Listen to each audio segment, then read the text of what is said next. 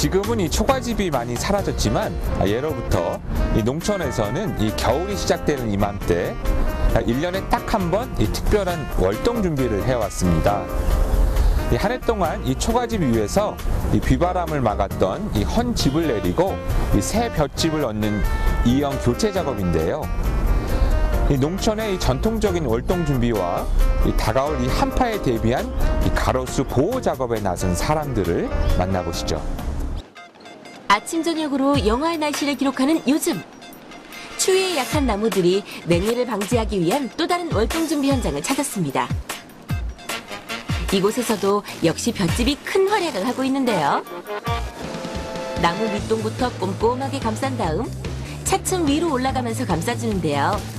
볏집은 냉해도 방지하지만 수목의 해충 방지 역할도 톡톡히 하고 있습니다.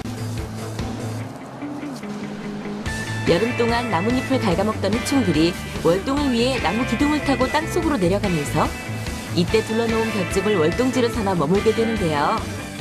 봄이 오면 이 해충들이 모인 볏집을 수거해 불에 태우는 것이죠.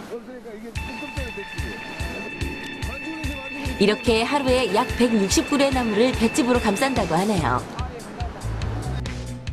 길에 쌓인 눈으로부터 차량과 보행자의 안전을 위해 뿌리는 제설제. 하지만 제설제를 뿌리거나 제설제와 섞인 물이 자동차 바퀴에 튀어 가로수에 잎에 닿으면 어떻게 될까요? 강한 알칼리성의 염화칼슘은 갈변 현상을 낳거나 잎을 시들게 하고 토양 속에 축적될 시 수목을 죽게 하기도 하는데요. 말 못하는 가로수의 고통을 덜어주기 위해 조치에 나선 관계자들. 녹지 주변에 볏집으로 차단막을 설치해 제설제로부터의 피해를 줄이고 있습니다. 이번 겨울에도 여지없이 많은 눈이 내릴 것으로 예상하고 있는데요. 내리는 눈만큼 제설제는 더 많이 뿌려지겠죠? 오랫동안 가꿔온 수목들이 한순간에 죽는 일이 없도록 관리를 철저히 해야 할 것 같습니다. 2014년부터 전면 시행되는 도로명 주소. 이 서초구는 보행자 눈높이에 맞춘 벽면형 도로명판을 제작해 대통령상까지 받았는데요. 이 전국 광역자치단체의 도로명 주소 담당자들이 선도적인 도로명 주소 정책을 벤치마킹하기 위해 서초구를 찾았습니다. 박지연 기자입니다.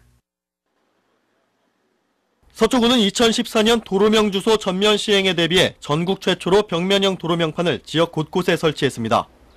보행자 편의를 고려해 사람 눈높이에 맞춰 부착하는 한편 외국인도 쉽게 알아볼 수 있도록 한국어와 영어, 일어, 중국어까지 4개 국어를 표기했습니다. 기존 지주에 설치했던 현수식 도로명판이 개당 20만 원이었던 것에 비해 벽면형 도로명판은 개당 3만 원대로 예산 절감 효과도 거뒀습니다. 지난 11월에는 2013년도 지방예산 효율화 우수 사례 발표대회에서 예산 효율화 부문 최우수 사례로 선정돼 대통령상을 수상했습니다. 벽면형 도로명판이 화제가 되자 전국 광역자치단체의 도로명 주소 담당자들이 서초구를 찾았습니다. 도입 배경에 대한 설명을 듣고 직접 거리를 찾아 도로명판의 장점을 살펴봅니다. 사진을 촬영하는가 하면 도로명판에 QR코드를 찍어보는 담당자도 있습니다. 보행자 편의성과 예산 절감 효과 등 두 마리 토끼를 모두 잡은 벽면형 도로명판으로 서초구가 도로명 주소 정책을 선도하고 있습니다. HCN 뉴스 박주현입니다. 성탄절을 앞두고 서초구가 지역 내 독거노인에게 사랑의 건강 케이크를 전달했습니다.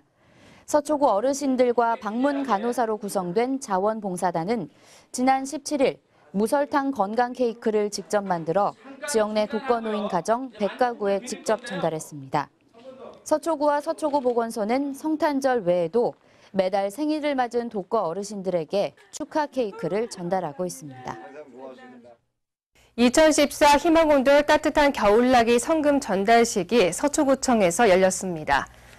이날 전달식에는 서초구 사립유치원연합회 장태옥 회장과 연명순 부회장 등 회원 8명이 참석해 불우이웃을 위해 써달라며 지역 19개 유치원에서 모은 성금 525만 원을 전달했습니다.